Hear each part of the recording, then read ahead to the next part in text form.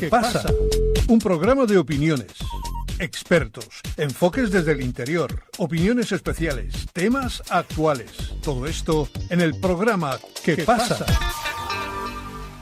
Washington tiene previsto endurecer las sanciones a Rusia y hacer que lo haga también la Unión Europea. Lo dijo el representante especial de Estados Unidos para Ucrania, Kurt Volker. De acuerdo al diplomático norteamericano, las cada vez más duras medidas de presión que se adoptan contra el Kremlin son una señal a Moscú de que a Occidente se le colmó la paciencia ante su actuación en la arena internacional. Afirmó en este contexto que Rusia no movió ni un dedo para arreglar la crisis en Ucrania. Al mismo tiempo, no hizo mención alguna de la reciente autorización de Washington de realizar suministros comerciales de armas letales estadounidenses a Kiev, decisión que da luz verde a una nueva escalada militar en Donbass. Asimismo, Volker volvió a acusar a Rusia de estar detrás de lo que calificó como el ataque con gas tóxico en el Reino Unido en relación al caso Skripal, por supuesto sin presentar prueba alguna que apunte a la mano de Moscú. Lo que sí es cierto es que habrá nuevas sanciones y que serán no menos molestas para la economía del gigante euroasiático que las impuestas últimamente por Washington contra funcionarios, empresarios y entidades rusas de sectores como el energético, el metalúrgico, el armamentístico y el bancario, entre otros. También es cierto que serán ilegales al igual que las demás adoptadas hasta ahora, dijo el politólogo dominicano Manuel Miranda en conversación telefónica con Víctor Ternovsky, reportero de Radio Sputnik. Son medidas ilegales que violan el ordenamiento jurídico internacional por dos razones.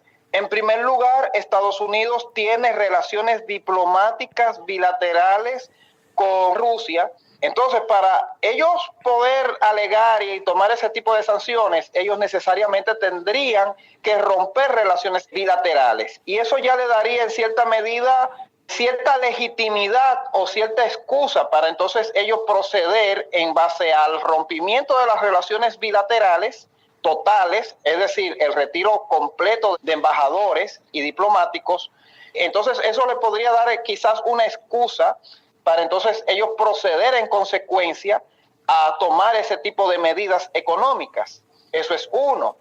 En segundo lugar, Estados Unidos, al igual que Rusia, pertenece a la Organización de las Naciones Unidas, la ONU, y también forma parte del Consejo de Seguridad, que el Consejo de Seguridad es el organismo que lleva el día a día y es el organismo que puede tomar ese tipo de sanciones, el más llamado.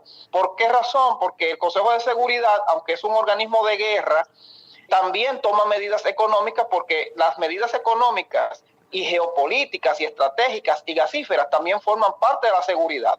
Por ejemplo, el asunto de las armas, también las medidas contra las compañías petroleras, eso tiene que ver mucho con la seguridad. En el caso de Rusia, eso también afecta a terceros países. Entonces, ¿qué sucede? Que como Estados Unidos pertenece a la ONU, ellos no pueden tomar medidas unilaterales porque eso ya está condicionado a su pertenencia a ese organismo. De ellos proponer algún tipo de sanción, ellos tienen que proponerla ante la ONU. Y la ONU, en consecuencia, debatirá y tomará la decisión que ellos crean conveniente sobre el particular. Lo tercero es también que la normativa viola lo que se llama el principio de la extraterritorialidad de las leyes. Sucede que las leyes cada estado es soberano, ok, claro, limitado a lo que son los convenios internacionales, pero ok, ellos tienen cierta soberanía. Ellos en ese sentido pueden dictar leyes, pueden dictar resoluciones, pero esas son medidas que solamente pueden afectar sus intereses dentro de su territorio, no fuera de su territorio. Al, por ejemplo, tomar medidas de ese tipo, en especial en el aspecto petrolero, siendo Rusia un país exportador de petróleo, uno de los más grandes del mundo, y que produce un petróleo de cierta calidad, como el tipo Brent, esas son medidas que entonces afectan a terceros países que entonces se afectan porque, bueno, quizás Rusia se le podría imposibilitar exportar su petróleo, pero también esos terceros países cuyas medidas también les perjudican, se sienten afectados producto de una ley, de unas resoluciones que deberían de tener carácter solamente en territorio de Estados Unidos, pero que están afectando tanto a Rusia como a los países que hacen negocios con Rusia. y que también no quieren hacer quizás negocios con Rusia por temor a represalias con Estados Unidos. Y por esa razón es que esas leyes son totalmente ilegales. Manuel, una pregunta más, es que si miramos, digamos, el mapa, resulta que ahora mismo Estados Unidos tiene muchos frentes abiertos, así diríamos, ¿no? América Latina, Rusia, China, Corea del Norte, Oriente Medio, Siria, Irán, ¿no? No son demasiados los frentes abiertos. ¿Por qué tantos frentes abiertos? ¿Por qué tanta agresividad? Así diríamos. Ya eso sería lo que es la geopolítica. Sucede que una cosa es lo que piensan, la estrategia que puedan implementar el Partido Demócrata de Estados Unidos, y otra cosa el Partido Republicano. El Partido Republicano, que es el que gobierna actualmente, se caracteriza por ser un partido de políticas imperialistas, de políticas expansivas. Entonces, la situación se agrava más porque el sector del Partido Republicano más beligerante, más radical, los del Tea Party, los del partido del Té, que fueron los que impulsaron la candidatura de Donald Trump, son mucho más radicales todavía. Y entonces dentro de esa política imperial, expansionista, que les gusta ese sector tan radical, entonces ellos vienen y se arman muchos frentes, que Siria, que Corea, que América Latina, que Venezuela, que Cuba. Y es por eso, por esa política imperial que hace que se pongan soberbios. ¿Y qué te diría? Es una soberbia imperial innecesaria, pero desde mi punto de vista lo hacen quizá más para satisfacer ese electorado y sector radical, porque también hay un asunto que hay que tomar en cuenta, y es que el presidente de Donald Trump actualmente también tiene muchos frentes a lo interno de Estados Unidos. Quizás una forma de él unificar la nación, su partido, en torno a su figura y lo apoyen, es implementar e impulsar este tipo de medidas contra varios países para despertar una especie de nacionalismo que gire en torno a su persona, y eso también lo pueda en cierta medida preservar en el poder.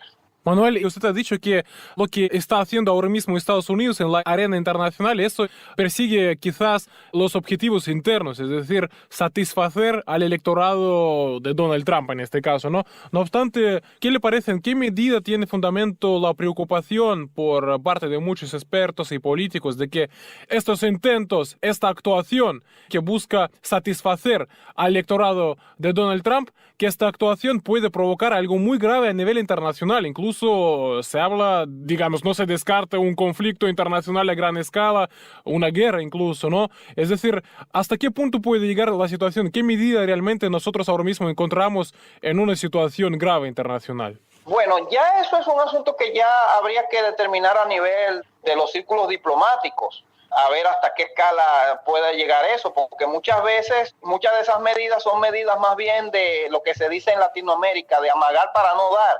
O sea, son más bien medidas efectistas, de propaganda y no de acción real. Podríamos llegar a esta escala. Mientras tanto, vamos a decir a un nivel intermedio. Mientras tanto, esas medidas lo que han estado causando es incertidumbre, desasosiego, intranquilidad dentro de lo que es el escenario internacional, porque actualmente, gracias a la globalización y la interrelación que hay entre todos los países a nivel comercial, muchos de los cuales somos hasta miembros de la Organización Mundial de Comercio, estas medidas hacen que haya incertidumbre en cuanto a lo que es un clima de inversiones, en cuanto a lo que es hacer negocios. Porque, por ejemplo, muchos países, muchas empresas hacen negocios con Estados Unidos, pero también hacen negocios con Rusia, que con China. Y entonces, por ejemplo, esa situación hace que, por ejemplo, tú digas, bueno, yo contigo no voy a hacer negocio, pero contigo sí. Y entonces eso trae inestabilidad económica a varios países.